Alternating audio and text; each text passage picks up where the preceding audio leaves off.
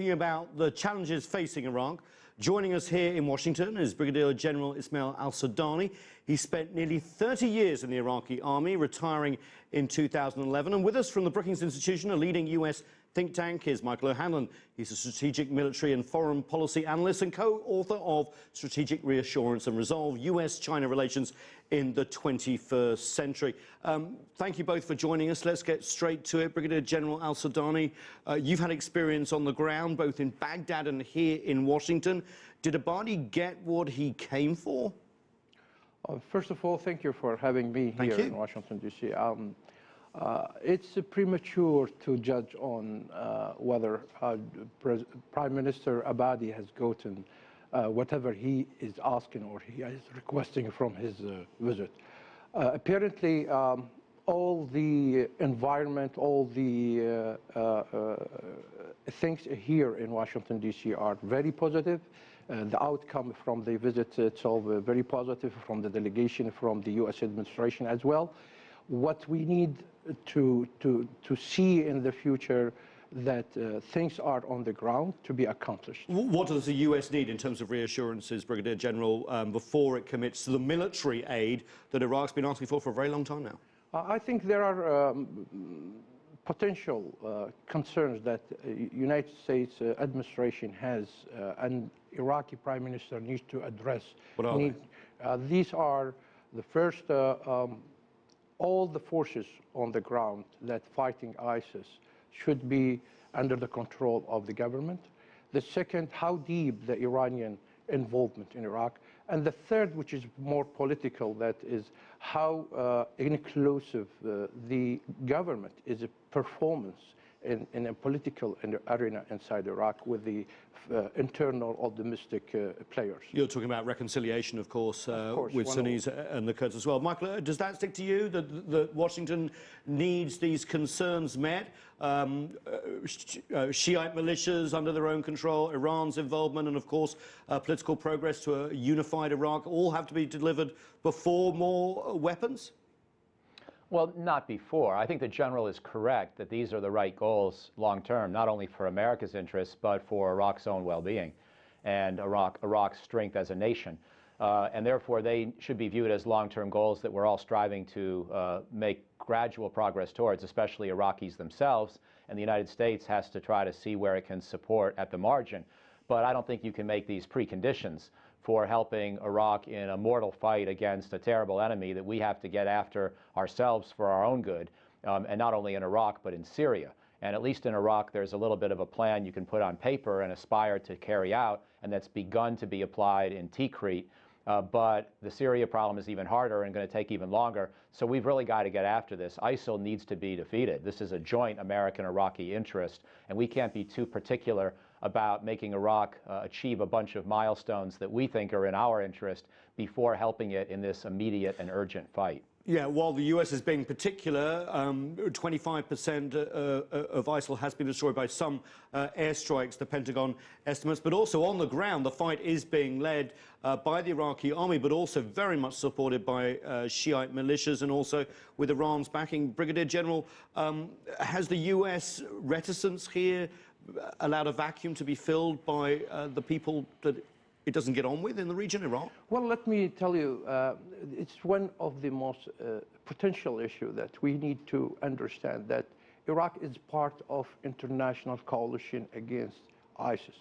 And one of the main interests of this coalition is defeating and degrading ISIS in Iraq and Syria and somewhere else in the region. But Iran isn't officially part of this coalition. And where are the Sunni states in the region in terms of helping the Iraqi army? I mean, a lot of them seem to be involved in the Syrian side, but not so much in Iraq. Well, let me tell you that Iranian involvement, and I think the Prime Minister made it clear today in his speech that Iranian involvement is welcomed, support to Iraqi army, support any support that could provide to Iraq, but with the respect of the Iraqi sovereignty. This is, I think, even the United States would like to see this kind of support from Iran. Iraq should be balanced between the West and the East. And of course, Iraq should have been in a position to address these issues and address these concerns to their partners in the region as well as in the international community. Michael, do you agree? You wrote recently that the US can't be too utopian when it comes to the militias, which seems to be what the Brigadier General was saying as well. But given we have what's going on in Yemen, of course, where the Saudis and the Iranians are backing different sides, and the region as a whole, can Iraq be any different here? Well, as the General well knows, Iraq, of course, is a much stronger state than Yemen.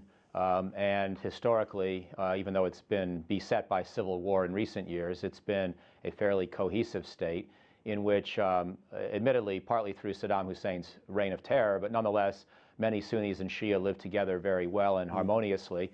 And at the personal level, it was not because of terror. At the personal level, Iraqis had a truly integrated society.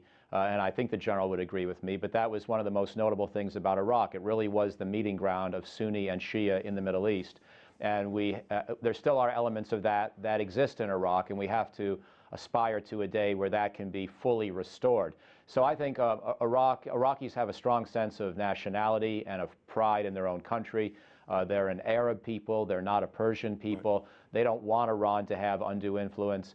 Now, this is not to say that the Iranian threat can be totally benign or written off, but I think Iraqis will push back in many ways and will make sure that they act in their own interest. So, to be honest with you, the Shia militias do worry me to some extent. The Iranian involvement worries me to some extent. But in the end, I do trust Iraqi pride and nationalism to ultimately be a bit of a bulwark against excessive Iranian infiltration. Well, let's talk about Iraqi sovereignty and a feeling of nationalism. You, of course, Brigadier General, was part of the army.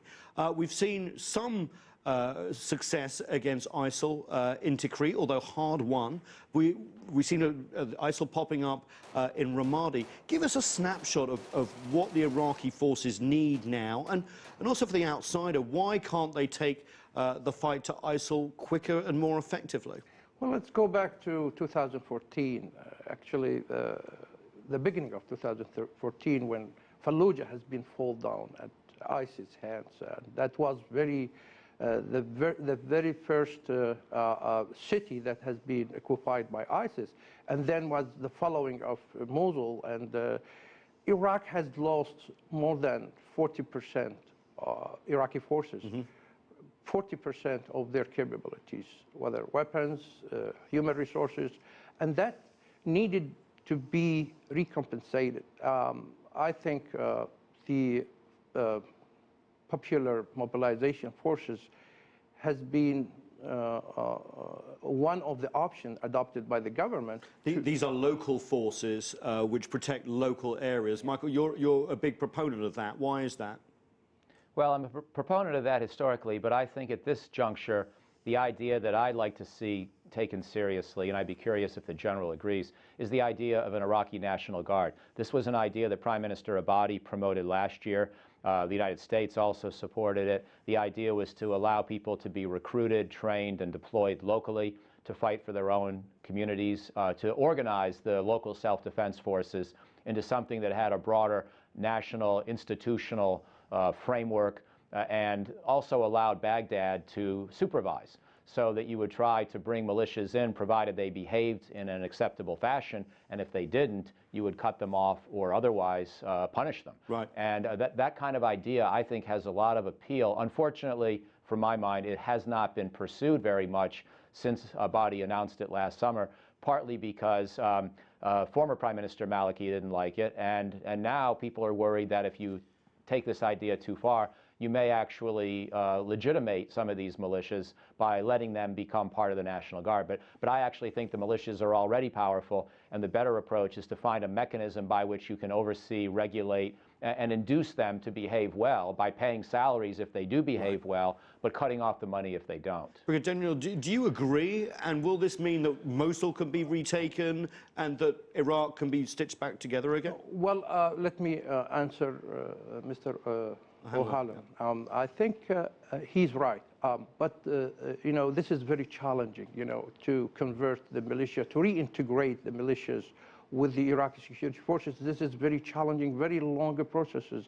I believe that it should be started by a political consensus between the Iraqi political rivals, the first, to address this issue, to abandon their influence. So the Anbar tribes, the Kurds Everybody, and the Shiites sitting down, everybody. another national convention? Everybody has to abandon, has to agree that the political influence should be out of the military institutions, in order the military institutions to be a state institution, not a government institution or a provincial institutions. This sounds like a lot of work. In your opinion, how long is it going to take Iraqi forces and the coalition to kick ISIL out of the country?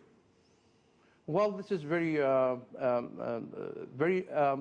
cannot predict how long, but I think the ongoing operation right now that Iraqi forces now is turning towards Anbar, which I believe that comes first before Tikrit even. Because of the Sunni majority there. Michael, the final word, do you think this is a really long fight that goes on beyond US President Barack Obama's final term, US forces very much still involved, putting ISIL out of Iraq? How long is it going to take? I think the Iraqis may be able to do a good job with this over the next year or so. I don't think it's going to be complete, but I think major cities may well be back in government hands within the next year in Iraq. I think Syria will be a challenge for the next American president and for the international system for the rest of the decade at a minimum, and maybe even longer.